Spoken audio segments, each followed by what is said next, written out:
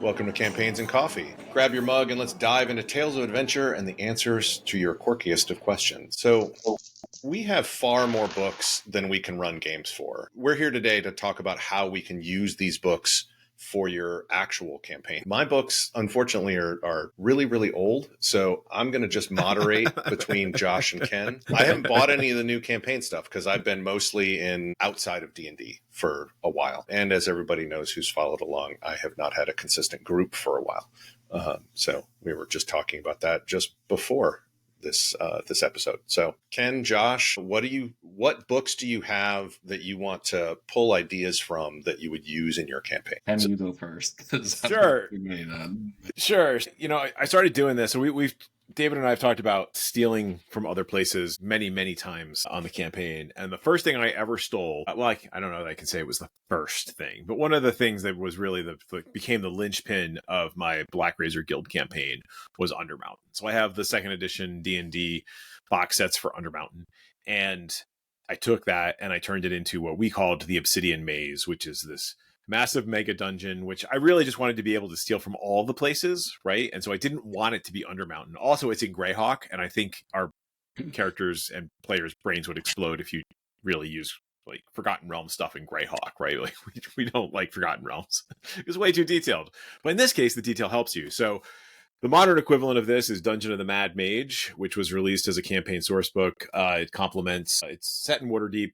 It's beneath Waterdeep and one of the main huge cities in the Forgotten Realms. And it's like it's like an 18 level mega dungeon or what have you, right? And so the great thing about Dungeon of the Mad Mage is just like it was in second edition, you've got all these great locations and just ideas that you can go through and just steal individual sections, right? You could run it as is, or you could just plunder individual pieces that you want to plug into your dungeon. And then the other cool thing is what they did was they released maps folio to complement it, which I'm holding up to the screen right now. And so you've got these great maps that, you could easily just these become one of the levels of your dungeon, or you just use them as inspiration for your own dungeon, right? I got to say, for me, it worked out really, really well. We had a lot of fun venturing into the dungeon. The characters haven't been there, and I don't know, the characters and the players haven't been there in 20 years, but it became this legendary thing in our campaign. We know that people are going off and periodically getting killed.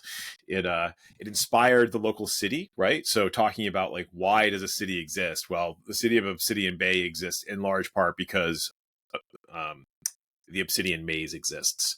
Clearly, at that time, I really like the word obsidian. But in any case, you have all these adventurers. They're getting loot. Some of them are surviving and coming back. They got to spend it somewhere, right? And interestingly enough, like that idea, you're ahead of your time, because the dungeon meshi, as my daughter likes to call it, because she's very much into the Japanese side of things, but Delicious in Dungeon, if you've seen Delicious it on Netflix, that whole island kingdom is basically centered around supporting people who go into the dungeon.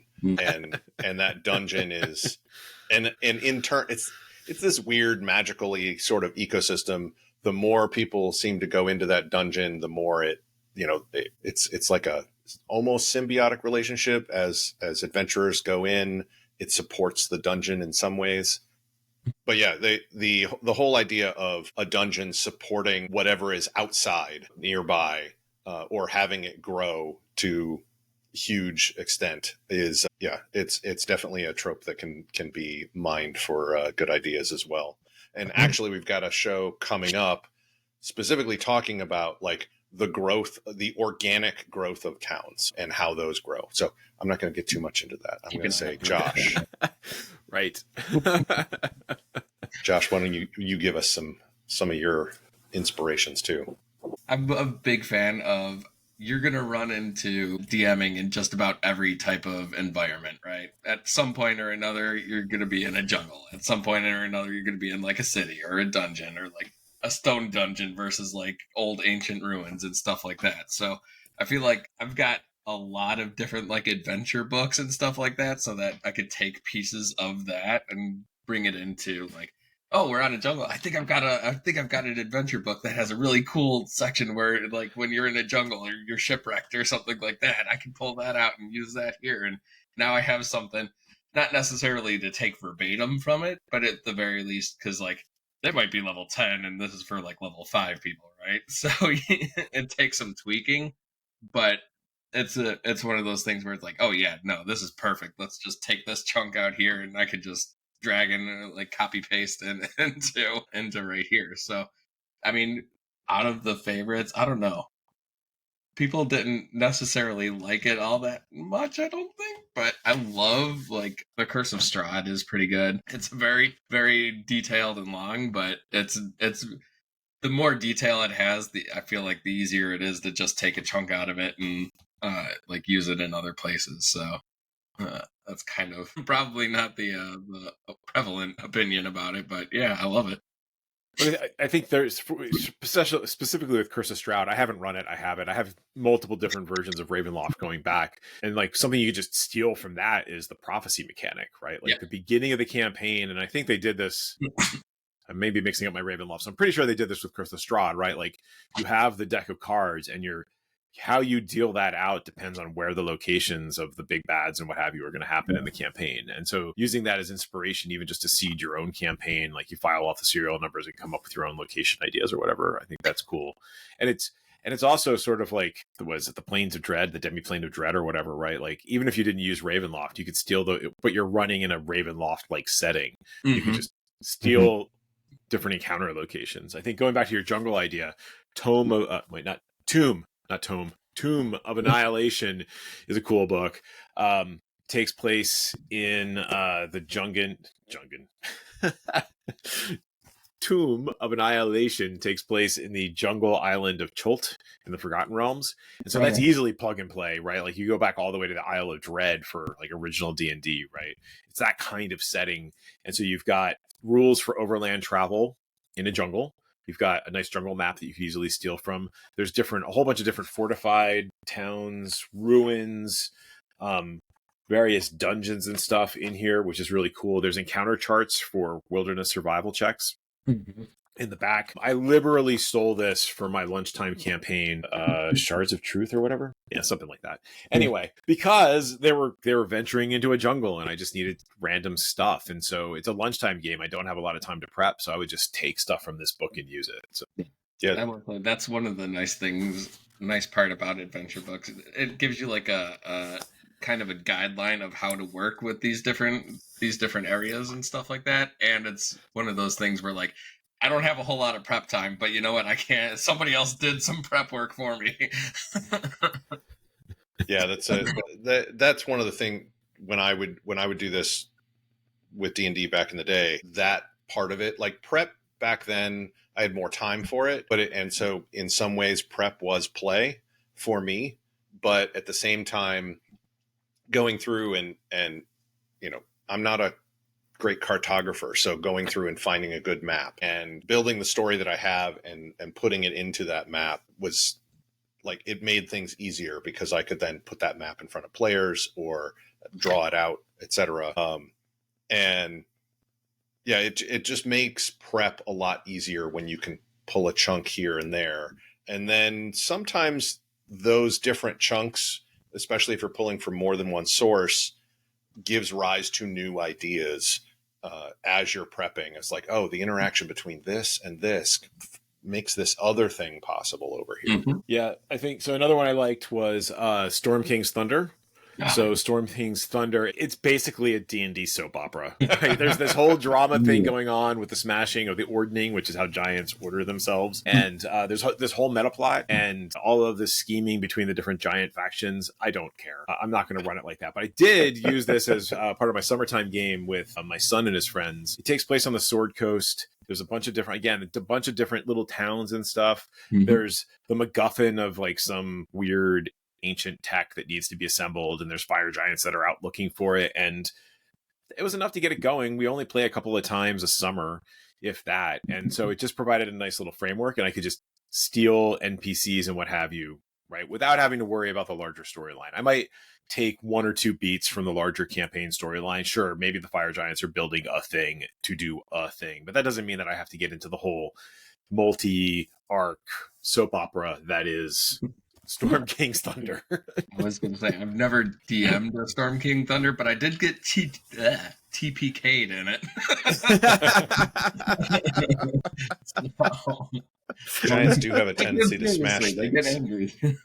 Yeah. And honestly, it's a great, like, fighting giants is great for the teenage kids, right? Like, they love building out their characters, and giants are just like a thing that they can use all of their character special abilities against, right? It's not super advanced strategy type thing. Not that they couldn't do that now, but it's fun. It's straightforward. They're giants, so they're going to try and eat people and be bad and what have you. It's like, it's kind of black and white, right? So that was helpful. Although I did have one adventure where I had a sick hill giant who was actually a nice guy, and they needed to figure out how to find some chickens to get him some chicken soup. Nice. That was when they were on the younger side of it. That was more like starting in like middle school and then moving on, because we've been doing this for a long time. Right. The other book I really like is Princess of the Apocalypse, another game I'm not ever going to run. But as we've talked about before, I have a campaign. My current campaign is Elemental Apocalypse, which is where Greyhawk has been smashed by all these elemental forces because the Temple of Elemental Evil rose and the heroes never actually defeated the bad guys behind it. And so this is just chock full of elemental evil type things. There's a whole bunch of NPCs you can just rip from it, like, and there's new elemental themed characters, like, NPC characters with, I don't know, the generic bad guys, right? Here's their generic fire temple cultist kind of thing, and there's locations for the various elemental temples, so you can just take those, right? So nice. I have my own campaign. I don't need to worry about that. But if they needed to, say, raid a fire temple, a base of fire temple cultists, boom, I got this book. So how is most, because you've got a lot of the source books with you. Most of mine are like online, like not to name drop or anything like that, but there's online sources where you could get it, and then they come with like compendiums and stuff like that. Mm-hmm. We do a lot of like Roll20 and stuff like that when we're playing. So it has like the compendium, so we could just drag and drop monsters right out there, and it has all their stat blocks and everything like that. When you're using the physical book, does it take a little bit more time to actually like make the monsters and everything like that? Because then you have to like change around stat blocks based off of levels and stuff. Maybe a little bit. Like, I don't know. I mean, I'm trying to look for my. So you can see, I just have sticky notes. I'm holding up my book with all the sticky notes for Tome of Annihilation, right? And I don't know. I generally speaking, I've been able to use a couple of online tools. So like D&D Beyond has the ability to customize characters or customize monsters, right? So I'll go in and make some tweaks up and down. Generally speaking, I've been able to run it as is because my characters have been more or less at the same level. I think the other thing that works well with these books is they typically go from like first level to 10th or first level to 14th or something like that. So I may have to scale up or down. I think usually it's like I'll just make it really simple and knock off some hit points. Right. Or maybe I'll give them some more hit points, and I might give them like an extra attack or something. Just like fiddle around the margins rather than try and like rebuild it entirely. Because I mean, I've been playing D&D 5e long enough now that I can pretty much do that stuff on the fly. If it were a wholly new system, right? Like if it was Forbidden Lands and I was trying to do that, I might have a lot harder time because I don't know the mechanics for that well enough yet. Yeah. Josh, do you have anything else that you wanted to, any particular book that you pull from a lot? Ken had a lot of the ones that I like the most. So. The last one I have, just as a mention, I don't have the book, although I've been thinking about getting it since I've been playing Baldur's Gate 3, is Baldur's Gate Descent into Avernus? Yeah, Baldur's Gate Descent into Avernus. Again, I don't have the book, but it details the city of Baldur's Gate. And nice. I'm guessing you could just completely ditch the Hell storyline if you didn't want it, right? And so I'm thinking, Baldur's Gate's a fun place to adventure. Having it just as a source book that you just pull off the shelf and use. Great for like even just like the city, like if you're just going into a city and you just don't have time to build it. Right. It doesn't even have to be like just file those serial numbers off, man. Nobody has to know it's Baldur's Gate. Yeah, I took a lot of inspiration way back in 2nd edition D&D from the Waterdeep Boxed Set, which had poster-sized maps that you had to put together to make the entire thing of Waterdeep, because it was, like 1 million plus people or something like that. And I took that ideas from that, and that became kind of like the capital city of the country that most of the campaign took place out of. And so I didn't use the maps directly, but like after reading through the box set, I had a bunch of ideas for how to make the city feel like a big city. And so, yeah, just even if you're not taking it directly, like I tend to absorb a lot of those ideas and then use them again later in ways that hopefully my players don't recognize. So, so I hear we have a new mission for the Overlords. Yeah, we have a question from a henchman this week, and it's if I'm tasked with kidnapping a unicorn, how do I prepare for its inevitable glitter and rainbow defense mechanism? It's a good question because glitter gets everywhere, and you definitely don't want it in all of your in whatever layer you're in, especially not any of the devices or equipment that you give your minions. But it gets everywhere. So how do you prepare for that? I'm not even talking about rainbows now. Yeah, I think wasn't this a level in Diablo 3? I don't know. Maybe spawn a demiplane, force them to come back there. Like, ignore the defenses, just have them return to the lair and have a series of airlocks or demiplanes they have to travel through in order to remove all the glitter. But even that, I don't know that you get rid of glitter. No. Yeah. Okay. So basically, you want a decontamination process for the henchmen to go through when they come back. Got it. Josh, do you have any ideas on how to do this? No.